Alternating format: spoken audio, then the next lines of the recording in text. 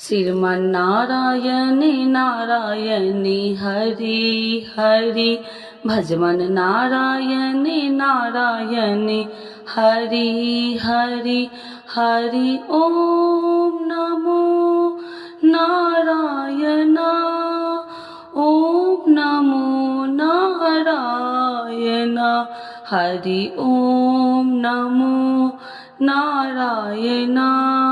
प्रिय भक्तों, आज आप लोग को वैकुंठ चतुर्दशी की हार्दिक शुभकामनाएं। आज कार्तिक मास के शुक्ल पक्ष की वैकुंठ चतुर्दशी है। आज आप लोग वैकुंठ चतुर्दशी की 3 पौराणिक कथाएं सुनेंगे जो 14,000 पापों से मुक्ति दिलाता है। तो एक बार बोलिए प्रेम से विष्णु भगवान ने की जय, शिव जी की जय। पहला कथा।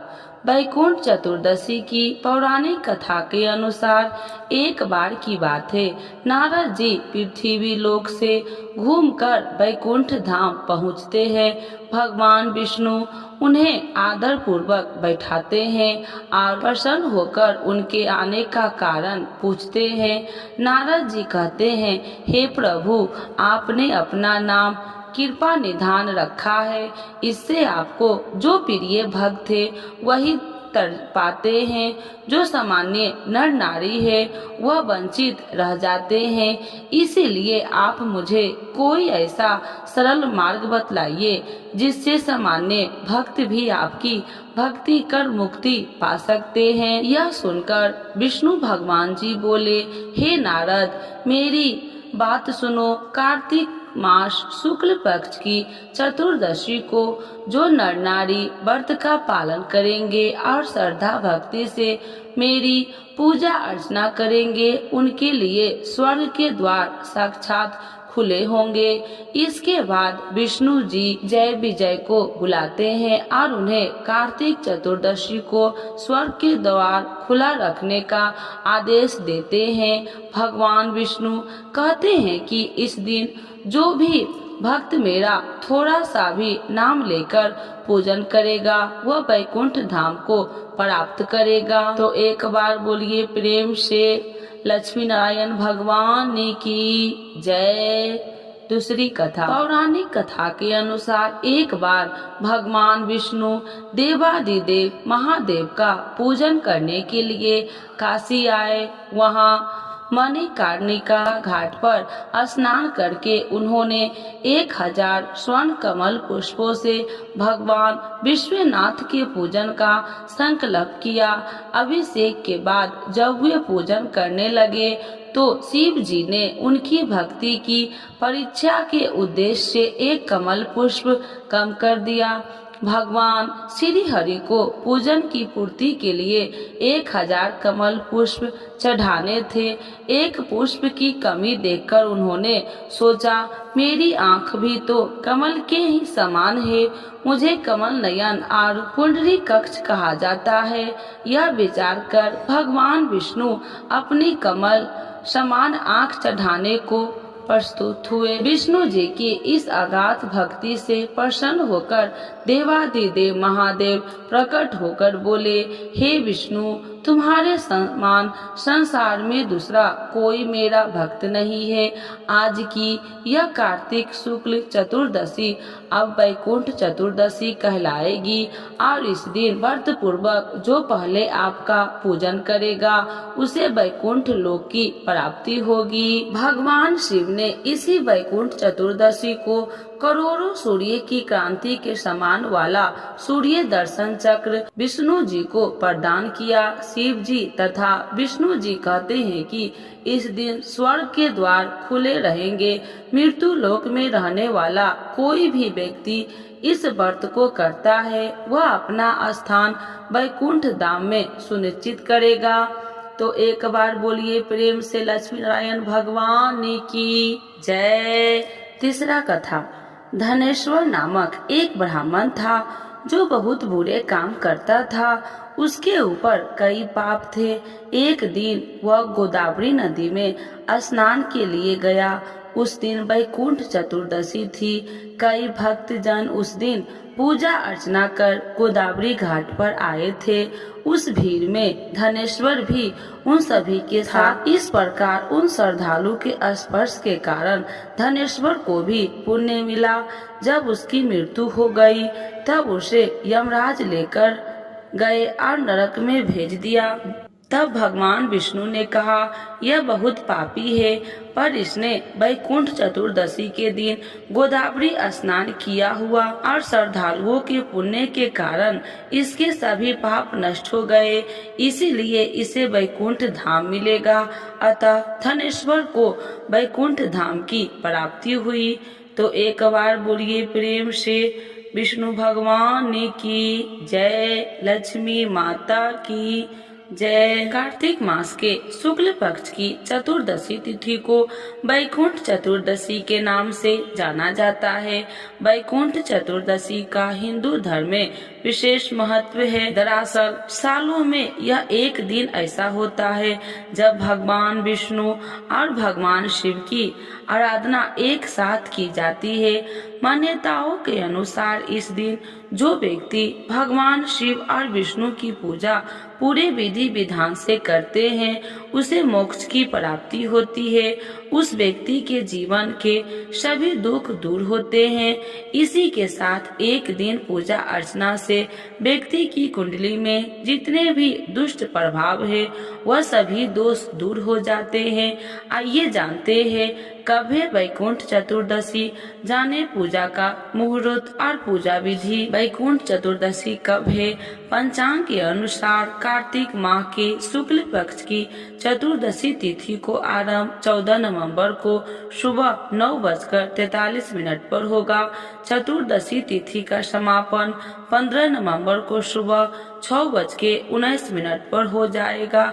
हालांकि वैकुंठ चतुर्दशी में निशिता काल का पूजा का विशेष महत्व माना गया है। ऐसे में निशिता काल में चतुर्दशी तिथि 14 नवंबर को रहेगी, जिस वजह से वैकुंठ चतुर्दशी की पूजा 14 नवंबर गुरुवार के दिन ही की जाएगी। वैकुंठ चतुर्दशी की पूजा के लिए शुभ मुहूर्त 14 नवंबर को वैकुंठ चतुर्दशी के दिन निशिता काल का शुरुआत रात में 11:39 पर होगी और मध्य रात्रि में 12:32 पर तक चतुर्दशी तिथि रहेगी। इस अवधि में की गई पूजा का व्यक्ति को 2 गुना फल प्राप्त होता है। वैकुंठ चतुर्दशी पूजा की विधि। वैकुंठ चतुर्दशी तिथि के दिन ब्रह्म मुहूर्त में उठकर स्नान करे, फिर साफ वस्त्र धारण करे। इसके बाद पूजा स्थल में एक चौकी पर लाल या पीले रंग का कपड़ा बिछाए, फिर भगवान शिव और भगवान विष्णु की तस्वीर स्थापित करे। इसके बाद एक घी का दीपक जलाकर व्रत का संकल्प ले। सबसे पहले भगवान विष्णु को एक कमल का फूल अर्पित करे और भगवान शिव को बेलपत्र अर्पित करे। फिर कम से कम 108 बार भगवान विष्णु के मंत्र ओम श्री वैष्णवे च विद्महे वासुदेवाय धीमहि तन्नो विष्णु प्रचोदयात् का जप करे। इसके बाद एक माला भगवान शिव के मंत्र का जाप करे, ओम नमः शिवाय मंत्र का। फिर वैकुंठ चतुर्दशी व्रत कथा का पाठ करे और अंत में दोनों भगवान की आरती करके पूजा में भूल चूक की माफी मांग ले। तो एक बार बोलिए प्रेम से विष्णु भगवान की जय, लक्ष्मी माता की जय, शिव जी की जय, माता पार्वती की जय। आइए भक्तों, आज सुनते हैं तुलसी माता की चालीसा। यह चालीसा सुनने से होती है हर रोगों से मुक्ति, मिलती है सुख समृद्धि का आशीर्वाद। तो एक बार बोलिए प्रेम से विष्णु भगवान की जय, तुलसी माता की जय, भगवती माता की जय। श्री तुलसी महारानी करु विनय सिरनाय, जो मम हो संकट विकट दीजे मात नसाय। नमो नमो तुलसी महारानी, महिमा अमित न जाए बखानी। दियो विष्णु तुमको सम्माना, जग में छायो सुयस महाना।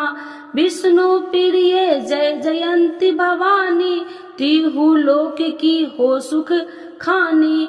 भगवत पूजा करे जो कोई, बिना तुम्हारे सफल न हो। जिन घर तब नहीं होए निवासा, उस पर करे विष्णु नहीं वासा।